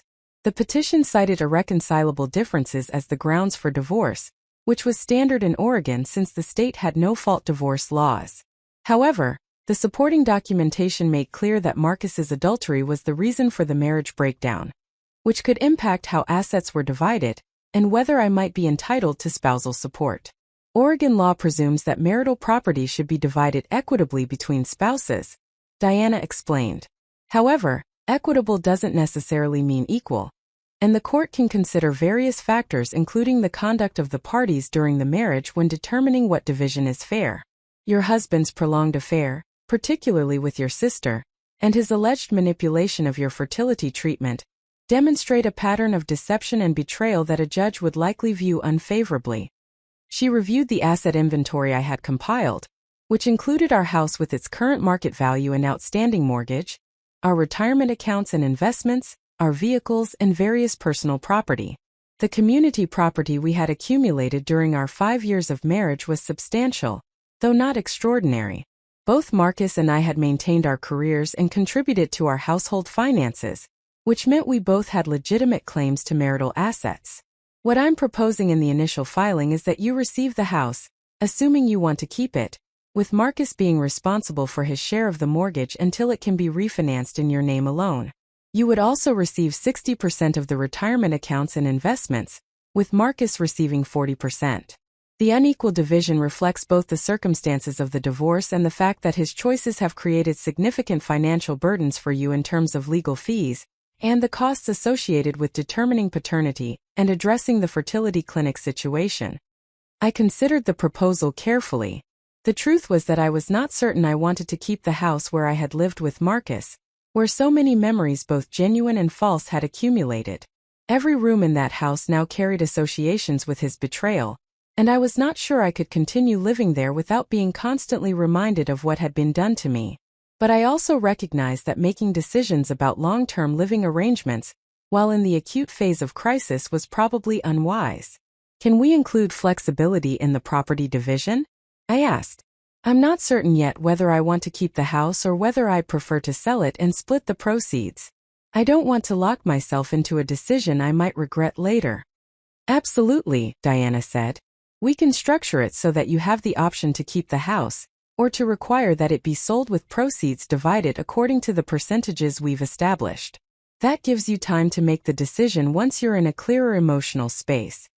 We moved on to discussing spousal support, another complicated aspect of the divorce. Under Oregon law, spousal support could be awarded based on factors including the length of the marriage, each party's earning capacity, and their respective financial needs.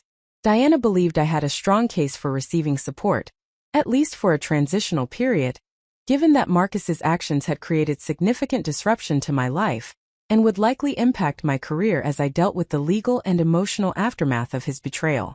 However, Diana cautioned, pursuing spousal support means opening your financial situation to significant scrutiny.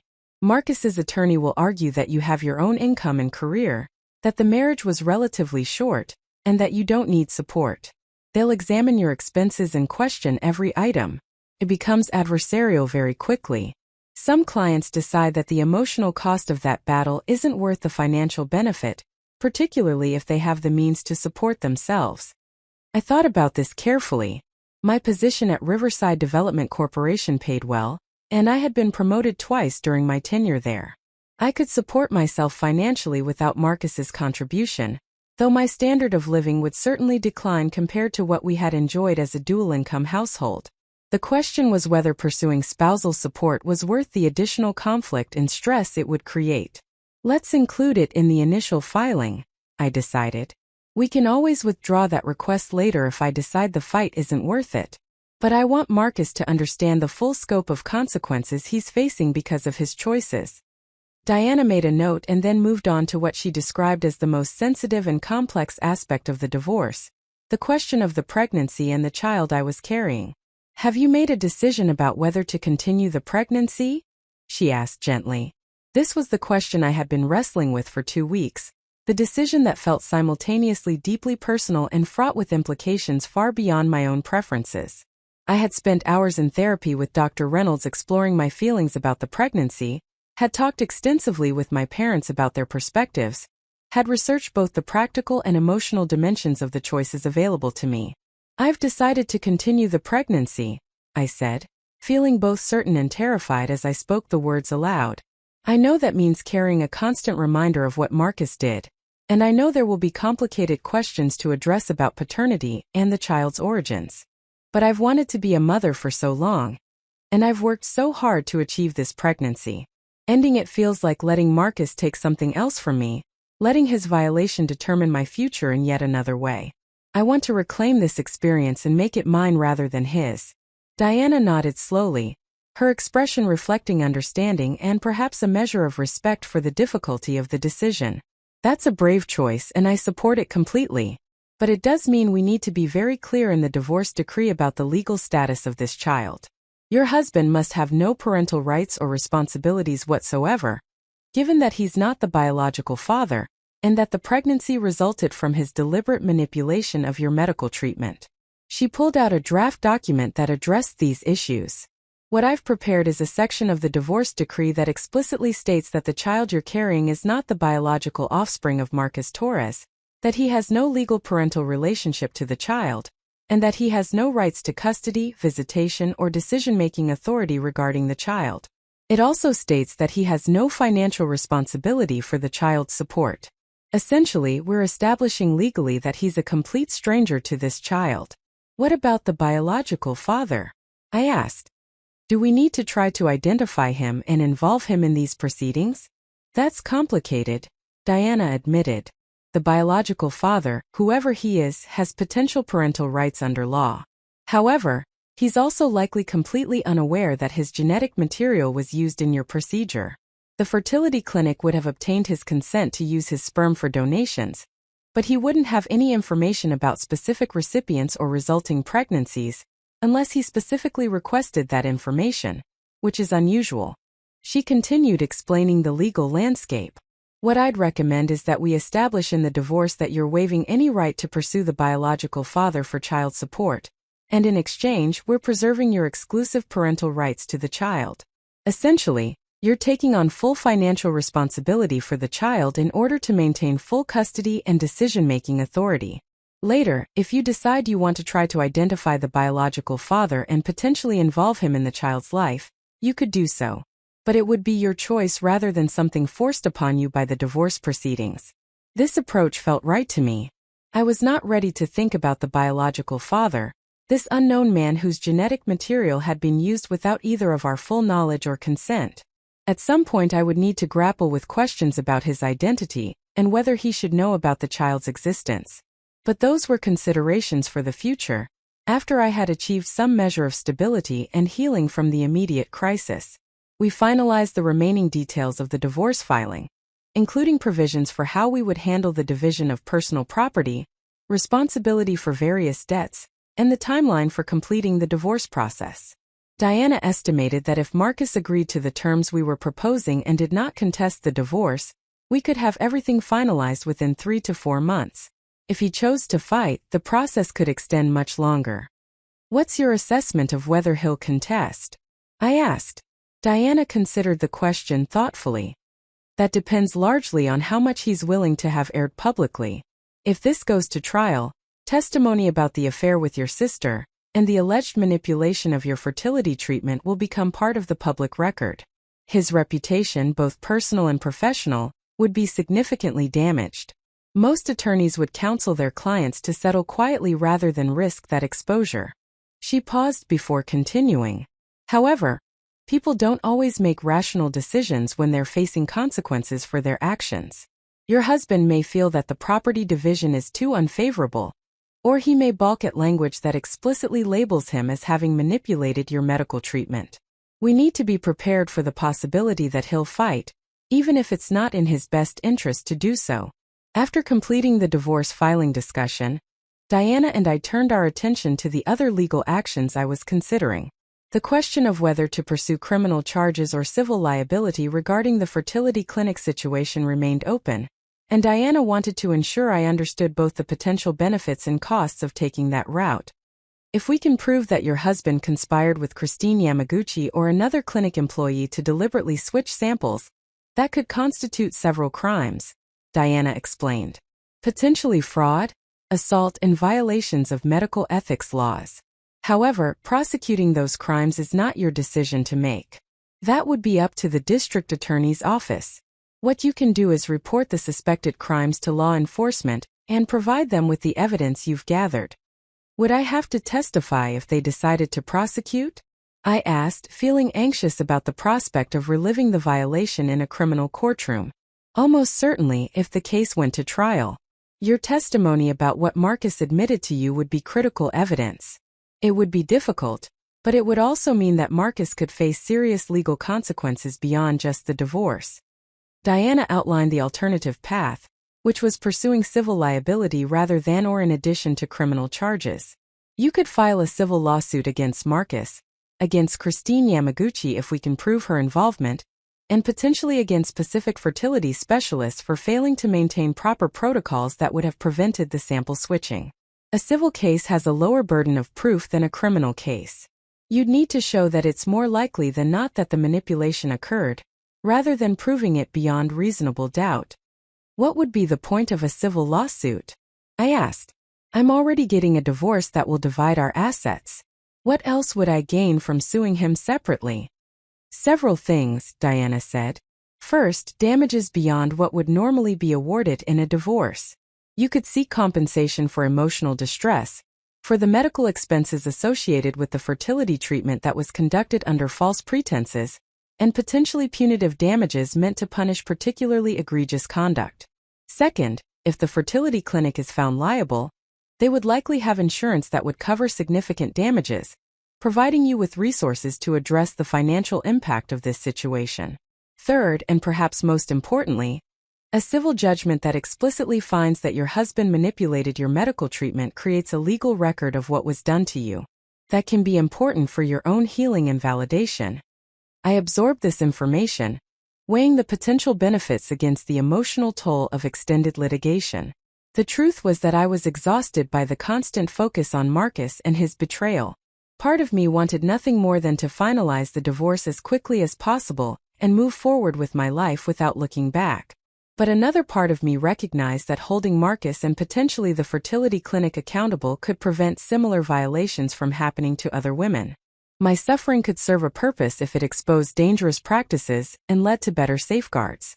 I need to think about the criminal and civil options, I said. I understand the potential value, but I also need to consider my own capacity to sustain that level of legal battle, while also preparing for the baby and trying to rebuild my life. That's completely reasonable, Diana assured me. These decisions don't need to be made immediately.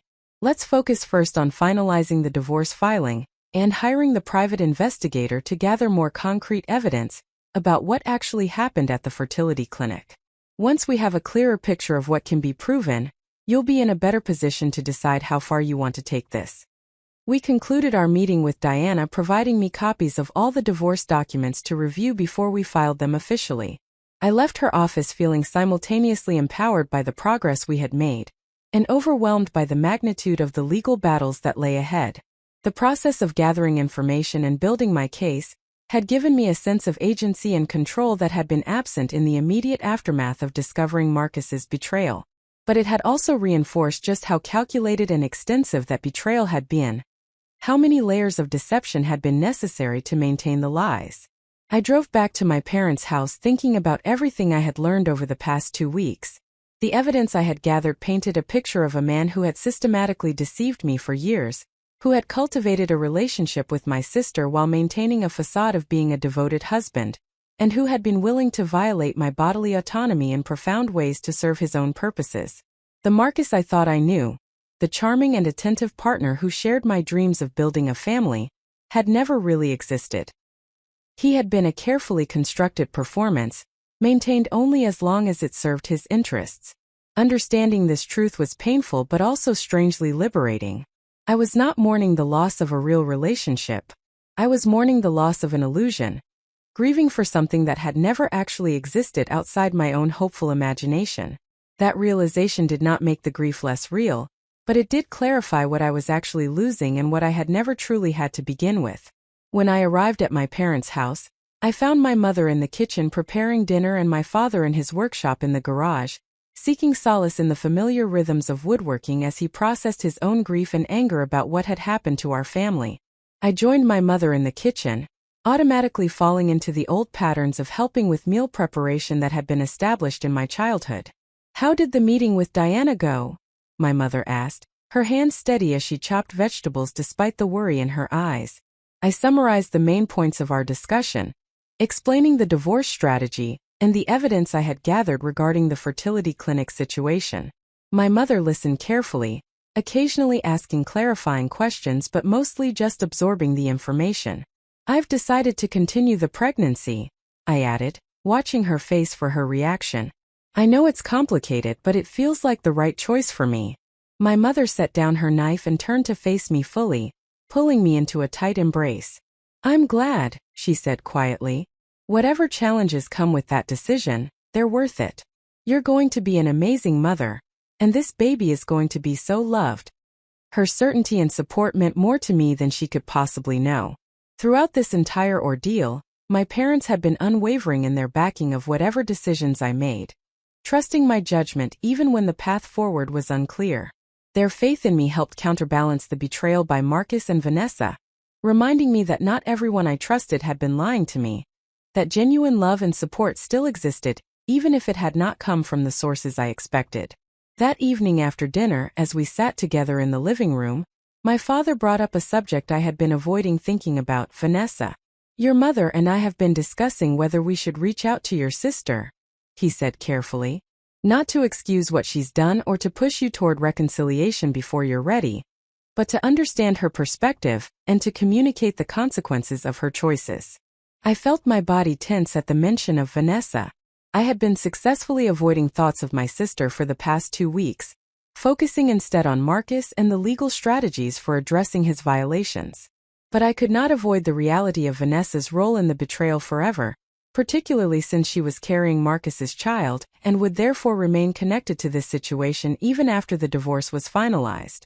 "I don't think I'm ready to talk to her directly," I said slowly, "but I understand if you and Mom need to have that conversation with her. She's your daughter too, and I know this situation is terrible for you in different ways than it is for me." My father nodded, his expression reflecting the pain of a parent whose children had been set against each other by choices he could not have prevented or anticipated. "We won't ask you to forgive her, or to maintain a relationship with her if that's not what you want.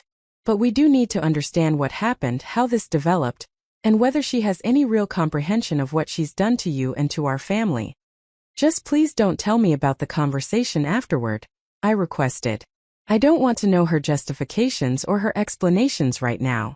Maybe someday I'll be ready to hear them, but not yet." My parents agreed to this condition, and we shifted the conversation to more immediate practical matters. My mother wanted to talk about preparing for the baby, about what items I would need, and whether I wanted to stay with them through the pregnancy or eventually return to my own space. My father wanted to discuss the house I had shared with Marcus, and whether I had thought about what I wanted to do with that property in the long term. These conversations about the future, about practical preparations and concrete plans, helped ground me in the reality that life would continue beyond the immediate crisis. There would be a baby to prepare for, a home to establish, a career to maintain, and a new version of normal to construct from the wreckage of what had been destroyed. The path forward was not clear yet, but it existed, and I was capable of walking it even if I could not see very far ahead. Later that night, alone in my childhood bedroom, I received an email from Diana Patterson with the contact information for Robert Chen, the private investigator she had recommended. Attached to the email was a brief synopsis of his background and qualifications, along with information about his fee structure and standard retainer agreement. I stared at the email for a long time, considering whether to move forward with hiring an investigator. The cost was significant, several $1,000s for what would likely be weeks of investigation. The emotional investment would be substantial as well, committing myself to a deeper dive into the specifics of Marcus's betrayal and the mechanics of how he had manipulated my fertility treatment. But as I sat there in the quiet darkness, I realized that I needed to know the full truth, not just for legal purposes but for my own peace of mind and healing. I needed to understand exactly what had been done to me, who had been involved, and how the violation had been accomplished. Without that complete picture, I would always wonder, always doubt, always feel that there were pieces of the story missing that might change my understanding of what had happened. I drafted an email to Robert Chen, introducing myself and briefly explaining that I had been referred by Diana Patterson for an investigation into possible fraud and conspiracy related to my fertility treatment. I requested a consultation to discuss whether he would be willing to take my case and what his investigation might entail. I read the email 3 times before sending it, then closed my laptop and tried to prepare myself for sleep. As I lay in bed that night, I thought about the person I had been just 2 weeks earlier, the woman who believed she was living a happy life with a devoted husband and a supportive sister. That version of myself seemed impossibly naive now, almost childlike in her trusting acceptance of the surface appearances of her life. But I could not bring myself to fully despise that earlier version of Rachel. She had been operating with incomplete information, making the best decisions she could based on what she knew. The failure had not been hers. The failure had belonged entirely to the people who chose to deceive her. The person I was becoming in the aftermath of betrayal was different from who I had been before. More cautious, certainly, more aware of the capacity for human cruelty and deception, but also stronger in some ways, more resilient, more conscious of my own worth independent of others' treatment of me. I was learning to trust my own judgment again, to believe in my ability to navigate difficult circumstances and make sound decisions even in the face of overwhelming complexity. This transformation was painful, carved out through suffering I would never have chosen. But it was real and it was mine and no one could take it from me. Marcus and Vanessa had stolen many things: my sense of security, my trust in people I loved, my belief in the solidity of my marriage and my family bonds. But they had not broken me, and they would not define my future. That realization, hard won through 2 weeks of investigation and documentation and difficult decisions, felt like the first solid ground I had found since my world had collapsed. I was gathering information and building awareness, not just about the legal case I needed to make but about who I was and who I wanted to become. The journey ahead was still long and uncertain, but I was no longer simply reacting to circumstances imposed upon me. I was actively shaping my future, reclaiming my story, and building a foundation for the life I would create on the other side of this nightmare. The morning after sending my email to Robert Chun, I woke to find that my body had finally begun to betray the stress I had been carrying with such determined composure. I was nauseous in a way that went beyond typical early pregnancy morning sickness. My hands trembled uncontrollably as I tried to button my shirt, and when I looked at myself in the bathroom mirror, I barely recognized the hollow-eyed woman staring back at me. The adrenaline that had sustained me through 2 weeks of frantic documentation and legal strategizing was depleting, leaving behind a bone-deep exhaustion that made even the simplest tasks feel insurmountable. My mother found me sitting on the edge of my bed an hour later, still only partially dressed, staring at nothing. She took one look at my face and immediately sat down beside me, wrapping her arm around my shoulders without saying anything. Her silent presence was enough to crack the careful control I had been maintaining, and suddenly I was sobbing with a rawness I had not allowed myself since that first night when I arrived at their house. "I can't do this," I gasped between sobs, the words tumbling out in a desperate rush. "I can't be strong anymore. I can't keep planning and strategizing and making decisions about legal filings and investigations. I just want my life back. I want to go back to before I knew any of this, back to when I still believed Marcus loved me and Vanessa was my best friend. I want to unknow everything I've learned." My mother held me tighter, rocking slightly the way she had when I was small and frightened by thunderstorms or nightmares. "I know, sweetheart. I know it feels impossible right now, but you can't unknow the truth, and even if you could, you wouldn't really want to. Living in a lie, even a comfortable lie, diminishes you. The truth is painful, but it's also what sets you free to build something real." Her words made logical sense, but logic felt utterly inadequate in the face of the overwhelming emotional pain I was experiencing. I had been operating in crisis mode for 2 weeks, focusing on practical actions and legal strategies as a way of avoiding the deeper emotional reckoning with what had been done to me. But that avoidance could only last so long before the feelings I had been suppressing demanded acknowledgement. The betrayal by Marcus was devastating enough on its own. He had been my partner for 7 years, my husband for 5 of those years. I had shared my body, my home, my dreams, and my deepest vulnerabilities with him. I had trusted him with decisions about my medical treatment and my reproductive future. Every intimate moment we had shared, every conversation about our hopes for the future, every time he had held me while I cried about another failed pregnancy attempt, all of it was now contaminated by the knowledge that he had been deceiving me the entire time. Or at least for the past year, which somehow felt even worse than if the entire relationship had been a lie from the beginning. It meant he had genuinely cared for me at some point, and then consciously chosen to betray that genuine connection in favor of whatever he had found with Vanessa. But Vanessa's betrayal cut even deeper in some ways because it violated bonds that predated my relationship with Marcus, and that I had assumed were unbreakable. Vanessa was my sister, connected to me by blood and by 3 decades of shared history. She had been present at every significant moment of my life. She knew me in ways that Marcus never could, understood my insecurities and fears and dreams with the intimacy that only comes from growing up together. When she offered comfort during my fertility struggles, when she sat with me and listened to my pain and reassured me that I would eventually become a mother, she had already been carrying Marcus's child. She had already been sleeping with my husband for months. The calculation required to maintain that deception while looking me in the eyes and pretending to care about my suffering was almost incomprehensible. I found myself obsessively replaying interactions with both of them, searching for signs I should have noticed and trying to understand how I could have been so thoroughly deceived. There was the time about 8 months ago when I had come home from work to find Vanessa leaving our house. She had explained that she stopped by to drop off a book she thought I would enjoy and had visited with Marcus for a few minutes when I was delayed at the office. Nothing about the interaction had seemed suspicious at the time, but now I wondered what had actually happened during those minutes before I arrived. Had they been intimate in my home, in my bed perhaps, and then hastily composed themselves when they heard my car in the driveway? There was the family vacation we had taken 6 months ago to the Oregon coast. A long weekend where my parents, Vanessa, Marcus, and I had rented a beach house together. I remembered how Marcus and Vanessa had volunteered to go into town for groceries one afternoon, leaving the rest of us at the house. They had been gone for nearly 3 hours for what should have been a simple shopping trip. When they returned, they claimed they had gotten distracted exploring some local shops and had lost track of time. I had accepted this explanation without question because why would I have suspected anything inappropriate? But now I realized they had likely used that time to be together, to indulge their affair while my parents and I waited innocently at the beach house. The memories kept coming, each one recontextualized by what I now knew, each one revealing new layers of deception that I had been too trusting to recognize in the moment.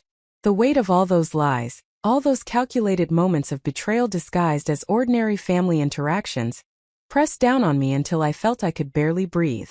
Dr. Reynolds had warned me during our sessions that this phase would come, that after the initial shock and the period of frantic activity and planning, there would be a reckoning with the emotional reality of what had happened.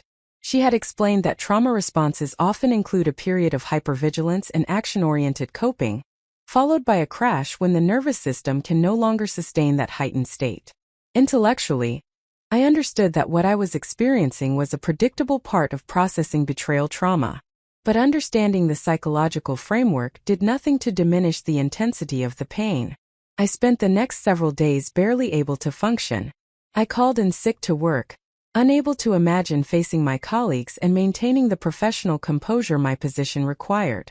I canceled my scheduled therapy appointment with Dr. Reynolds because the thought of leaving my parents' house and driving to her office felt overwhelming. I ignored calls and emails from Diana Patterson's office regarding paperwork that needed my review. I existed in a fog of grief and despair, alternating between crying jags that left me exhausted and periods of numb dissociation, where I felt disconnected from my own body and emotions. My parents were patient and supportive, bringing me food I barely touched and sitting with me when I could tolerate company. They did not push me to snap out of it or remind me of all the tasks that still needed attention. They simply held space for my grief, trusting that I would eventually emerge from this emotional nadir when I was ready. During those dark days, I found myself grappling with questions that went beyond the immediate crisis of my marriage and my sister's betrayal. I questioned my own judgment and my ability to assess people's character. If I had been so completely wrong about Marcus and Vanessa, who else in my life might be deceiving me? How could I ever trust my own perceptions again? The foundation of my understanding of the world had been shaken, leaving me uncertain about everything I thought I knew. I also struggled with feelings of shame and self-blame that I knew intellectually were unfounded but felt emotionally overwhelming nonetheless. Some insidious voice in my mind suggested that I must have been inadequate in some way, that Marcus would not have strayed if I had been more attentive or more attractive or better in some fundamental way. The fact that he had turned to my own sister suggested that Vanessa possessed something I lacked, some quality that made her more desirable or worthy of love. These thoughts were toxic and false. I knew that on a rational level, but they persisted nonetheless, poisoning my already fragile sense of self-worth. The pregnancy complicated everything further. I was carrying a child whose existence was a direct result of Marcus's violation of my autonomy, whose genetic origins I did not know and might never fully understand. Every time I felt the subtle changes in my body that signaled the pregnancy's progression, I experienced a confusing mix of emotions. Part of me felt protective of this growing life, connected to it in a way that transcended the circumstances of conception. But another part of me felt revulsion at the constant physical reminder of what had been done to me, at the fact that my body had been used as a vessel for Marcus's deception.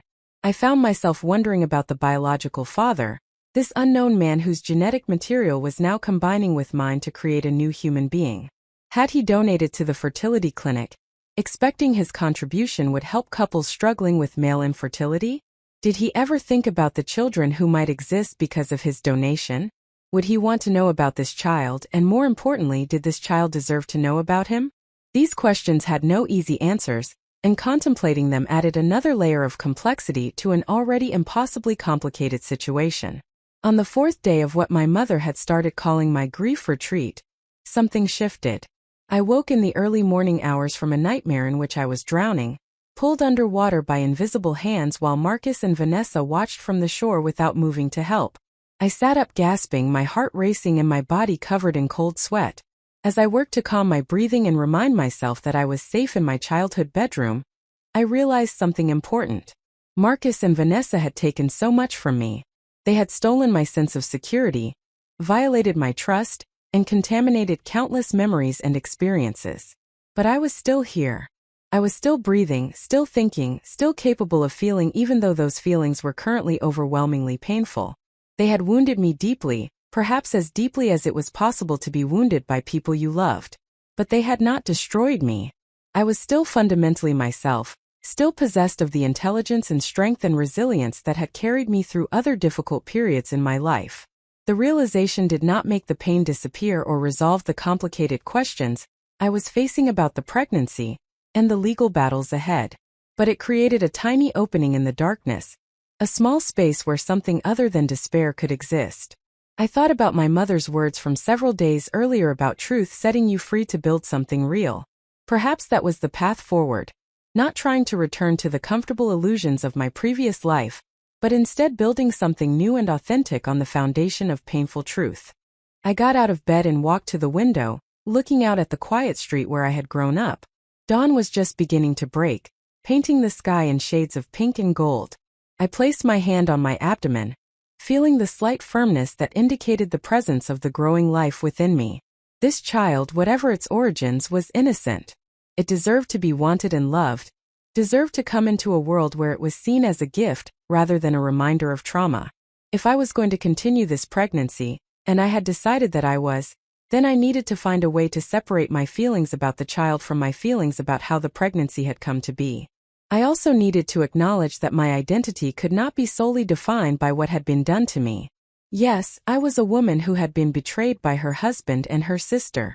Yes, I was a victim of reproductive coercion and violation. Those things were true and significant. But I was also many other things. I was a successful professional who had built a meaningful career through hard work and intelligence. I was a daughter who was deeply loved by her parents. I was a friend to people like Jennifer who had stood by me when my world fell apart. I was a survivor who was learning to navigate impossible circumstances with courage and determination. Those identities were just as real and just as important as the identity of victim, and they deserved equal weight in how I understood myself. When my mother found me at the window an hour later, I turned to face her with something approaching resolve in my expression. I need to get back to work, I told her. Not just at my job, though I need to return to that too, but at the work of rebuilding my life. I can't stay in this grief space forever. It's necessary and important, but it can't be where I live. My mother studied my face carefully, assessing whether this shift was genuine or simply another form of avoidance. Whatever she saw must have satisfied her because she nodded slowly. What do you need from your father and me to support you in that? I thought about the question carefully before answering. I need you to let me struggle sometimes without trying to fix it. I need you to trust that I'm strong enough to handle this, even when I don't feel strong. And I need you to remind me occasionally that my worth isn't determined by Marcus's choices or Vanessa's betrayal, because I'm going to forget that truth regularly and need to hear it from people who love me. My mother pulled me into an embrace, and I felt some of the tension I had been carrying begin to release. We can do all of those things, she promised. You are so much stronger than you know, Rachel. Watching you move through this with such grace and determination makes me proud beyond words, even though I hate that you're having to face any of it. That morning marked a turning point. I showered and dressed properly for the first time in days. I responded to the accumulated emails from Diana Patterson's office, reviewing the documents that needed my attention and asking intelligent questions about provisions I did not understand. I called my supervisor at Riverside Development Corporation and explained that I was dealing with a family crisis that had required some time away, but that I was ready to return to work on a modified schedule that would allow me to continue managing the legal aspects of my divorce. My supervisor, a woman named Patricia Hendricks who had always been supportive and professional, assured me that the company would accommodate whatever schedule I needed. She did not pry into the details of my personal situation, for which I was grateful, but made clear that my position was secure and that my well-being was a priority. Her matter-of-fact support, offered without drama or excessive sympathy, felt exactly right and reminded me that I had built a professional life that existed independently of my personal disasters. I also responded to Robert Chen's email confirming that he was willing to take my case.